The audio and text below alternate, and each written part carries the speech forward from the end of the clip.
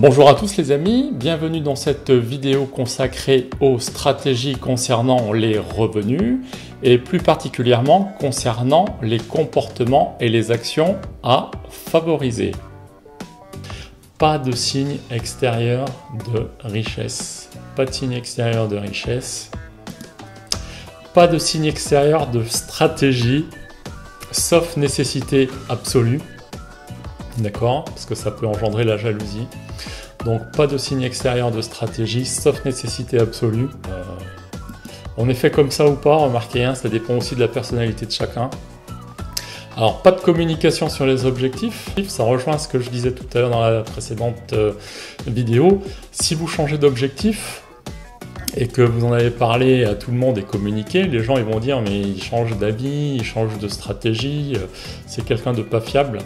Donc vous ne communiquez pas sur vos objectifs perso, c'est votre objectif perso, sauf nécessité absolue si vous avez besoin d'alliés, là où vous êtes obligé de partager l'information et la stratégie, ou bien si vous demandez du conseil, vous êtes obligé de partager la stratégie, mais bien sûr gardez votre stratégie pour vous et soyez droit dans vos bottes avec vous-même.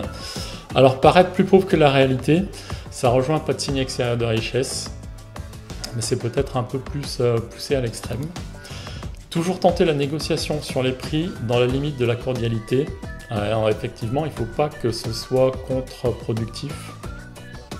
Donc si on pousse les gens à l'extrême, ça ne va pas être du positif qu'on va récolter, on va les mettre à bout et ça va être contre-productif.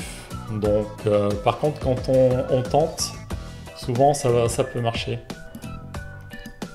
Alors se comporter en frugaliste, consommation minimum, investissement maximum.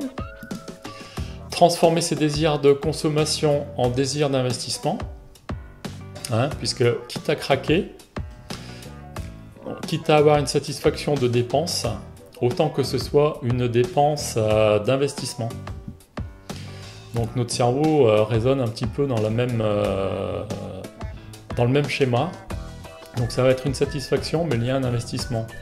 Donc là c'est doublement productif puisque vous avez une satisfaction immédiate et une satisfaction à venir.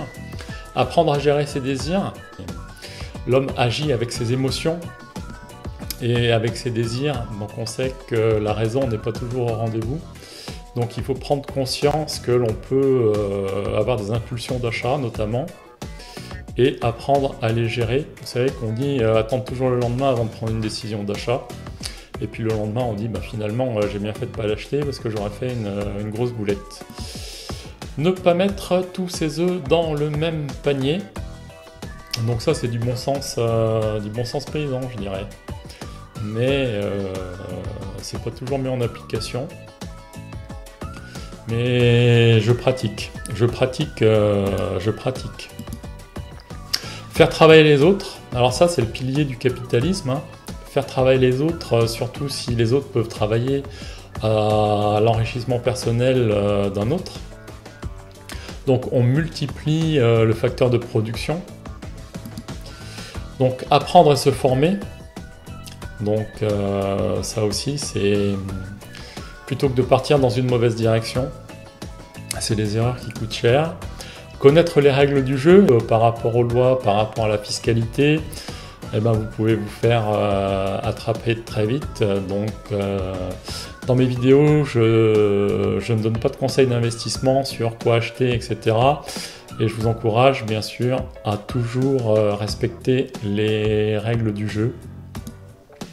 S'entourer des bonnes personnes, surtout la personne avec qui on vit, j'en ai déjà parlé tout à l'heure, mais la personne avec qui vous partagez votre vie détermine en grande partie votre épanouissement sur le long terme. Là, je ne parle même pas de revenus, mais je parle d'une dimension supérieure qui est l'épanouissement personnel sur le long terme. Et privilégier les revenus passifs sans beaucoup d'actions de votre part. Comme ça, vous pouvez surveiller quelque chose et faire autre chose, vous voyez ce que je veux dire, plutôt qu'une activité qui demande toute votre concentration, toute votre énergie. Donc si vous pouvez mettre en place un petit moteur qui tourne, avec simplement de la surveillance, il faut privilégier à montant égal ce type d'investissement. Alors si on doit être salarié, puisqu'il y a plusieurs sortes de jobs, alors souvent on a le choix entre plusieurs jobs, donc moi je vous conseillerais de privilégier le job qui vous permet de pouvoir téléphoner ou vous déplacer ou vous former ou d'avoir des opportunités. Plutôt que d'être au fond d'un atelier par exemple où il faut 10 minutes et se changer pour en sortir. On peut trouver un job par exemple où on peut avoir accès à son téléphone, téléphoner, aller faire une course, etc. Même si le job est moins payé, par contre les services que vous aurez vous permettront d'avoir des opportunités ou d'avoir des infos, etc. Donc ne pas élever ses enfants comme des rois, effectivement. Donc c'est un peu la même thématique que le couple, puisque l'enfant est la création du couple. Élever ses enfants comme des rois n'est rendre service à personne, ni aux enfants, ni aux parents. Alors j'ai pas dit qu'il faut aller les élever à la dure, mais comme des rois, il faut bien se poser la question. Alors mettre en place une stratégie financière au sein du couple, effectivement, ça ne veut pas dire qu'il ne faut pas aimer son conjoint ou sa conjointe, mais il faut avoir une stratégie financière pour ne pas être pris au dépourvu. On ne sait pas ce que l'avenir nous réserve, mais il vaut mieux avoir un compte bancaire à son nom, des placements à son nom et éventuellement des biens à son nom. Ça n'empêche en rien, évidemment, l'amour. Ne pas se soucier du jugement des autres. Donc, 18e conseil, ne pas se soucier du jugement des autres. Effectivement, vous pouvez demander l'avis des autres, mais le jugement des autres, ça dépend de qui vous juge, bien sûr.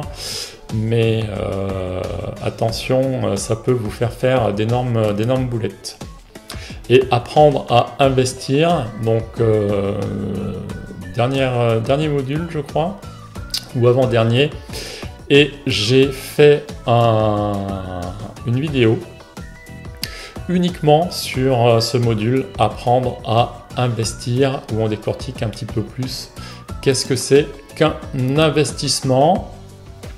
Donc ça c'est le point, c'est pas le point 19, c'est le point 20.